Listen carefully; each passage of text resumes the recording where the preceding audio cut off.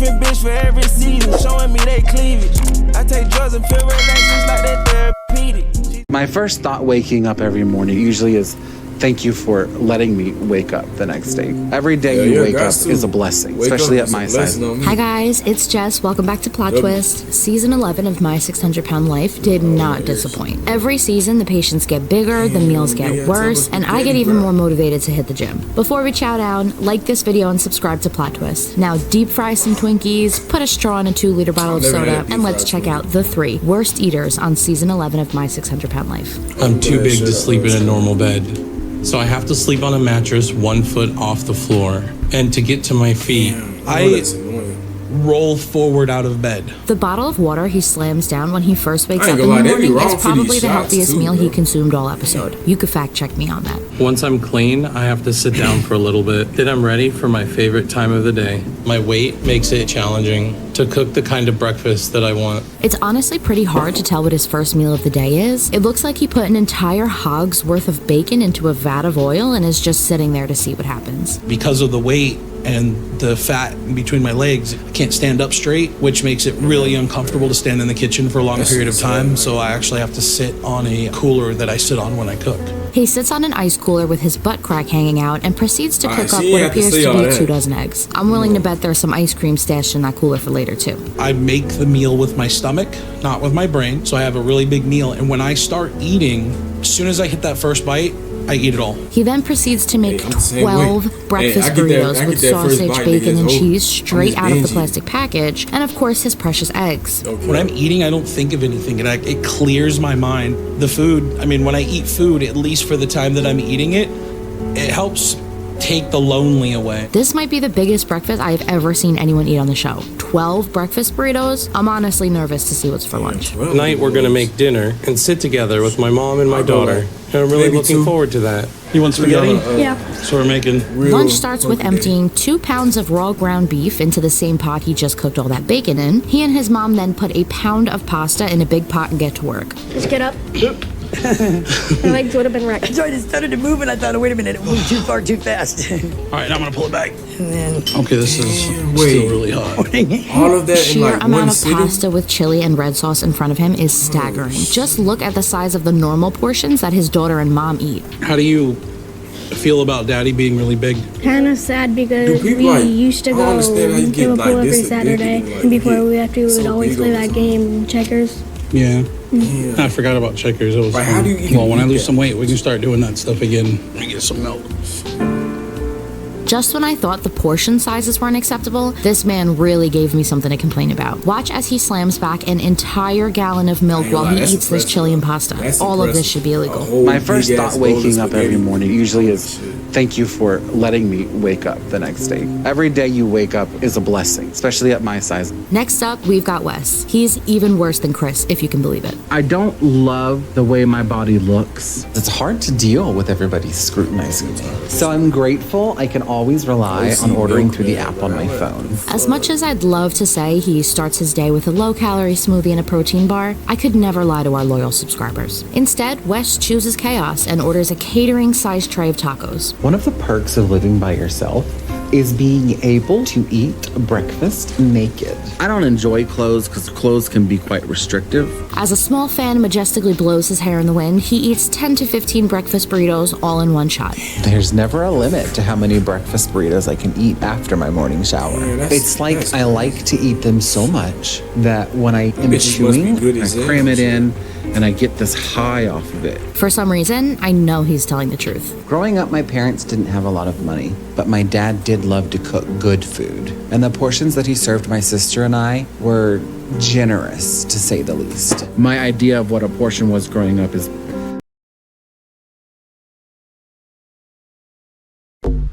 Pizza Hut just changed the combo game with the new My Hut Box. Starting at $6.99, it's the ultimate solo.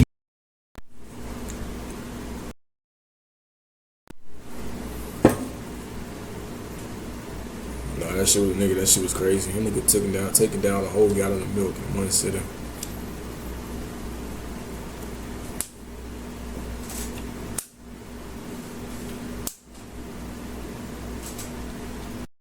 way jacked up. I grew up associating large meals with my father's love. His father must have loved him a lot then. When I graduated from high school, the local junior college had a drama department, and I got chosen for another major role in this play. I discovered how to party. And before I knew it, I had blown through my college loans partying and binging fast foods when I was living with my friends. It was in college that Wes discovered how to party for the very first time. A few years of those bad habits, and Wes partied his way into morbid obesity. You think you're gonna be much longer? I'm ready to go, and I need to eat some lunch or something. Okay, I'll be out in a minute. All right, thank you. These days, Wes can't even sit up and wait in the car while his dad goes food shopping for him. You got it, Wes? I got it. I'm gonna try. My legs are hurting.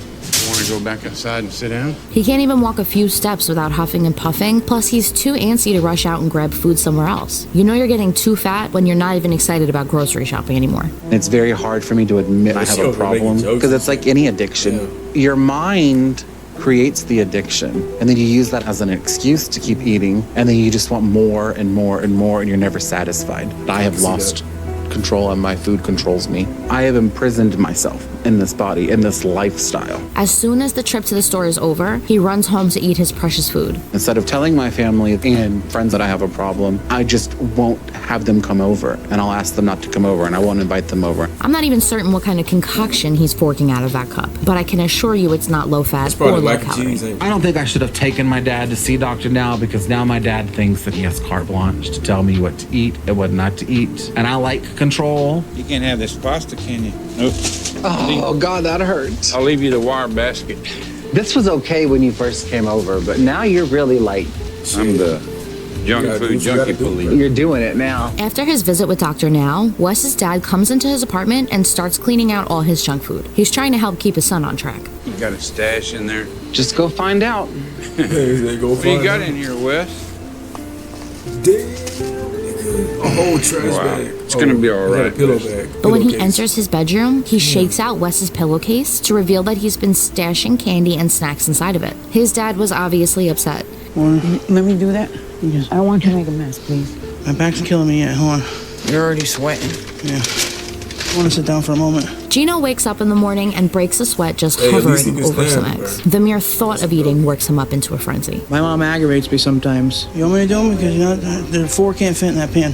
I'm doing just fine. But she never gets in the way of how much I want to eat. And it's always been like that as far back as I can remember. He can't move an inch without sweating, but still his mom puts 4 pieces of French toast on the stove and literally 20 sausages for him to eat. When my parents got divorced, it was definitely hard on me. Food brought me comfort. And if I have to say, that was probably when eating for me became something bigger than just filling up on food. He completes the meal by whipping up a bunch of eggs and then sits on the couch and goes to town on it all. If I had the option of what I wanted to do, I would be cooking in a restaurant of my own. It's very difficult to be this heavy and try to work into a kitchen. It's almost nearly impossible. Next up, he pulls up to some place called the Meat King and shops for food until he drops. That's the porchetta. Moroccan style. Just put it in. Come on, I don't know what it is. Here's cereal. Your kind that you like.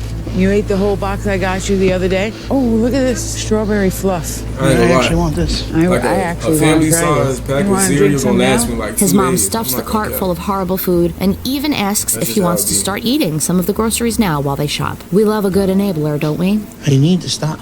I know that. But the reality is that I need help. Any minute he can stop breathing. I don't even want that day to come. All that effort worked up an appetite, so he treats himself to some Burger King, which he lays on his belly and eats in bed, like the Burger King he truly is. Nico found a place in Houston that we can move into next month. It's gonna be hard not to see Jess as often. We've been dating a couple months now, and it's been going very well. Now, Gino actually gets a girlfriend out of nowhere and starts to kind of cheap out on his diet. Gino, a beautiful life is laid out in front of us. You have to pick if you're coming with me and Rose on this journey, because if not, cut off the sale of this house and you could go move down there with her, or we do what we planned and we continue our journey and you tell her to just wait in the wings till you figure out what you got to do when you come back after our program and our success. In this scene, his cousin calls him out for focusing on her instead of his weight loss journey. Today I'm going to meet Jess for lunch. Nico thinks I should put all my energy into focusing on my health. I can see his point with that. Oh, that's a nice salad bar. I've never been to this one. It's nice. He tries to find a happy medium by taking her out on a date to a salad shop and eating a sensible portion. That's good chicken. You want to try this? Kale? Because we know how much you love kale. He's finally taking steps to get his life back on track, but he's still shoving his face in just about every frame of the show.